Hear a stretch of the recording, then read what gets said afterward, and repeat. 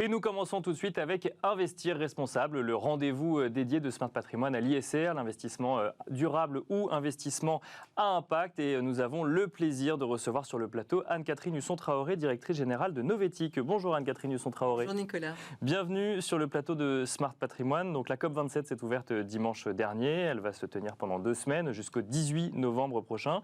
Avant d'évoquer les sujets en lien avec les enjeux financiers de cette COP27, on voit émerger de plus en plus de critiques sur cette COP en question. D'abord, ni la Chine ni l'Inde ne participent à cette COP alors qu'ils font partie des plus gros pollueurs de la planète.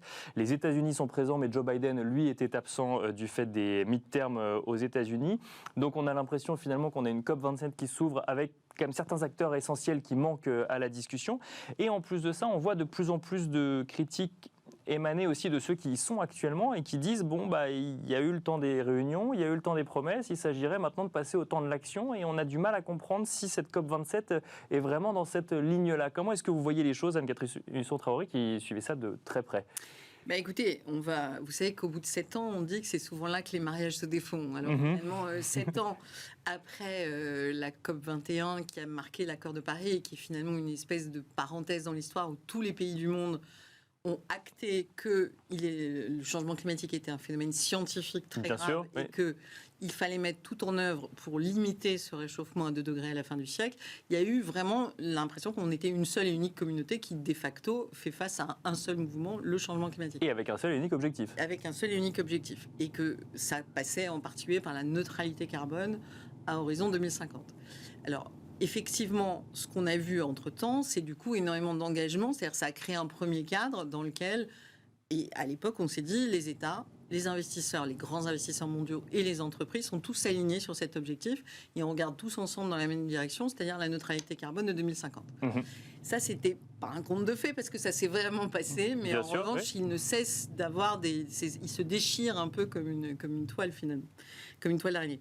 Ce qu'on constate en fait là en Égypte, c'est qu'effectivement, il n'y a pas de leadership climatique des grandes puissances et surtout des plus émettrices, puisque les 3 premiers émetteurs mondiaux, c'est les États-Unis, la Chine devant les États-Unis et l'Inde. Oui, bien sûr. Et que donc là, Biden n'est clairement pas le leader qui va animer la COP27 et que les 2 autres n'y sont quasiment pas, n'y sont carrément pas même.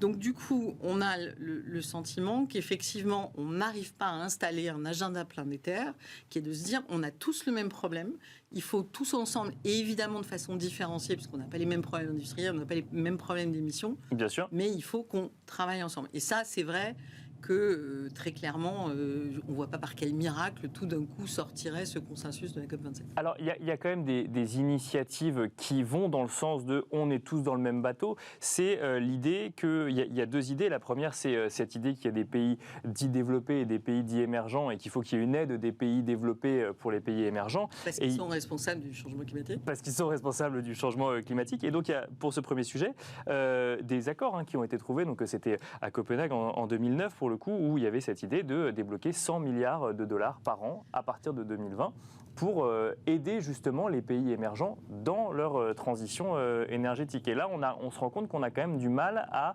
réunir cet argent pour faire le lien avec une finance climat. Alors, ce qui est très important, et les COP servent quand même vraiment à ça, c'est faire le point sur où on en est.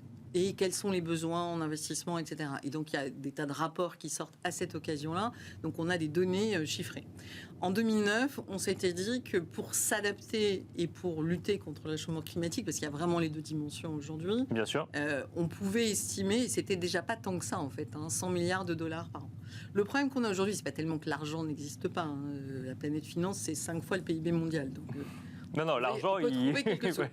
En revanche, l'idée qu'effectivement on fasse ces versements pour les pays industrialisés et donc responsables du réchauffement climatique, ça veut dire qu'ils reconnaissent leurs responsabilités. Et là, ils ont l'impression d'ouvrir un boulevard juridique dans lequel, c'est pour ça qu'ils sont aussi réticents. Dans lequel on va leur demander toujours plus, c'est ça ? Admettre qu'ils doivent payer les dommages. D'accord.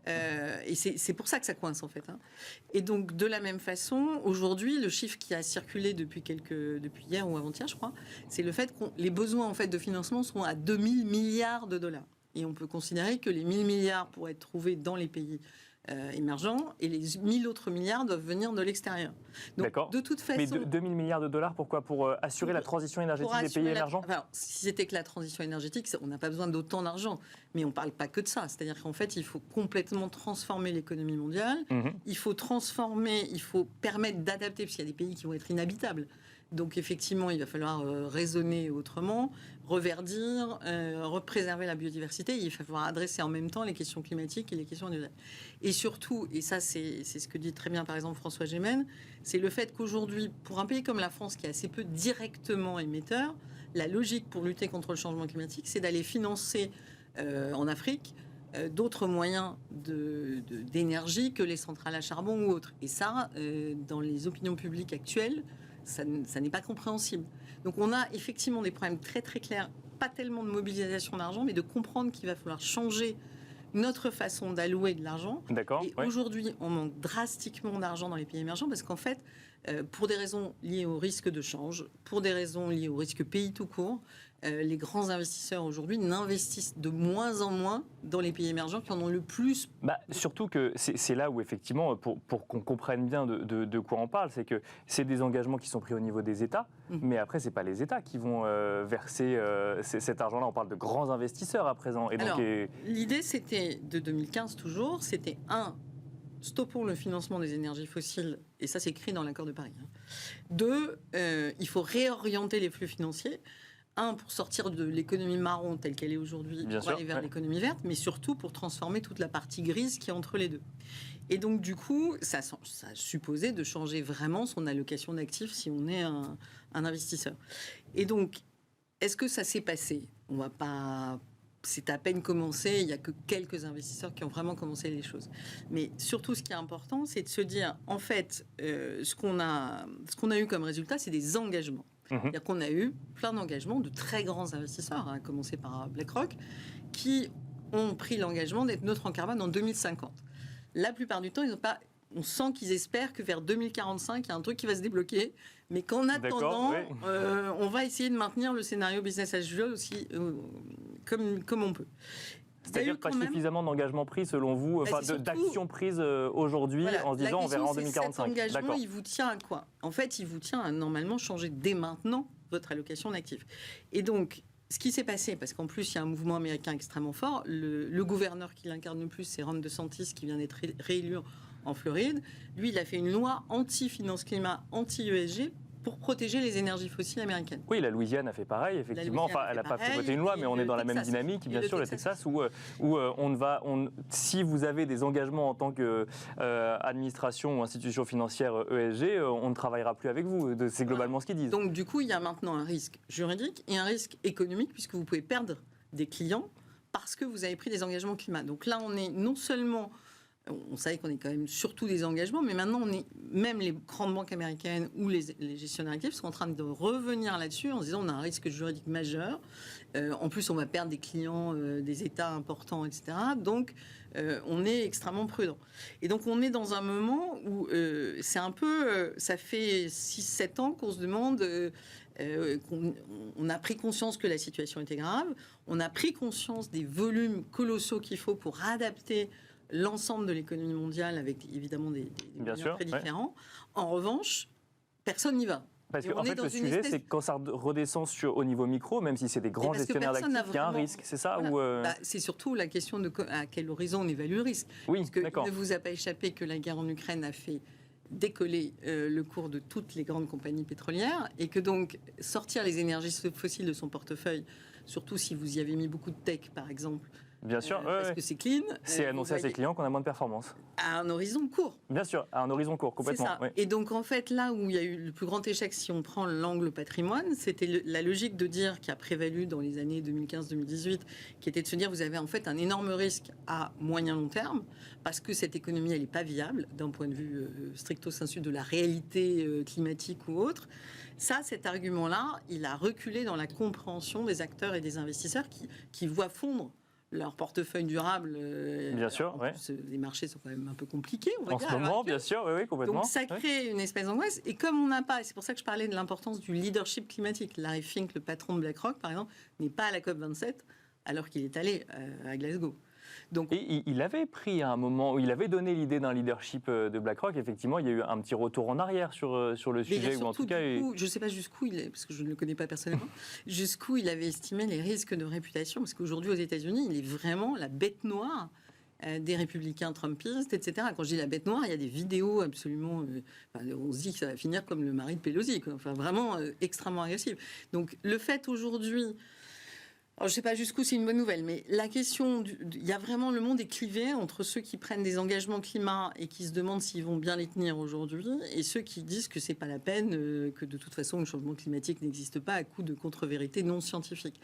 La difficulté qu'on a aujourd'hui, c'est de faire entendre un message scientifique, rationnel, et pour un investisseur de se dire mais vous avez un risque maximal. Parce qu'en fait, normalement, l'économie fossile va s'arrêter d'une façon ou d'une autre assez rapidement. Donc il vaut mieux sortir en bourse, il vaut mieux sortir avant que ce soit la catastrophe. Je reviens sur une notion que vous avez abordée au début et qui a été abordée durant cette COP 27, c'est cette notion de perte et dommage. Donc c'est une notion qui est nouvelle au niveau alors qui n'est pas nouvelle de manière absolue, mais dans le discours qu'on peut avoir des dirigeants politiques sur le sujet. Donc on revient un petit peu sur le sujet qu'on a mentionné tout à l'heure, c'est l'idée de dire je pollue dans un pays, mais ça peut avoir un impact à l'autre bout du monde. Est-ce que vous allez entre guillemets, me dédommager pour l'impact que je subis moi chez moi, alors que vous n'avez pas, entre guillemets, changé votre manière de faire chez vous? Ouais, ça c'est un point effectivement très important, c'est qui a émergé aussi de 2015, c'est que le changement climatique, c'est un risque systémique pour la finance, certes, mais aussi pour l'économie, au sens où effectivement ça casse complètement la logique de pays, de frontières, puisque une tonne de CO2, où qu'elle soit émise, elle a des impacts qui sont évidemment différents, mais on a bien en France compris maintenant qu'on a des problèmes de sécheresse très très graves. Bien sûr. Ouais. Là, j'entendais ce matin que dans l'est de la France, l'eau est rationnée jusqu'à Noël. Dans les Deux-Sèvres, c'est jusqu'à octobre-novembre. Enfin, on a vraiment des problèmes très très concrets. On a vu les incendies, on a vu un certain nombre de choses comme ça. Donc en fait, aujourd'hui, cette logique de perte et dommage, c'est de dire que les pays qui ont d'énormes difficultés économiques déjà sont ceux qui ont déjà des impacts les plus graves. Le Pakistan a été submergé au tiers il y a quelques semaines. Donc, du coup, on est vraiment sur des choses qui se quantifient. Et je rappelle aussi que dans les pays émergents, l'assurance n'existe pas du tout comme chez nous. Donc, quand il y a une catastrophe climatique, aujourd'hui, chez nous, on est indemnisé. Alors, pas forcément toujours à la hauteur du dommage, mais c'est aussi la logique des pertes et dommages, c'est de pouvoir trouver des moyens de financement à des gens qui ne sont pas assurés. Quand il y a un tiers du Pakistan qui est submergé, c'est pas un tiers de biens qui sont assurés. Oui, bien sûr. Eh ben, on va s'arrêter là. Anne-Catherine Husson-Traoré, merci beaucoup d'avoir tenté cet exercice de résumer les enjeux financiers, ou en tout cas d'un point de vue financier, qui sont traités durant cette COP27. Merci, je rappelle que vous êtes directrice générale de Novetic. Merci beaucoup. Merci à vous. Et quant à nous, on se retrouve tout de suite.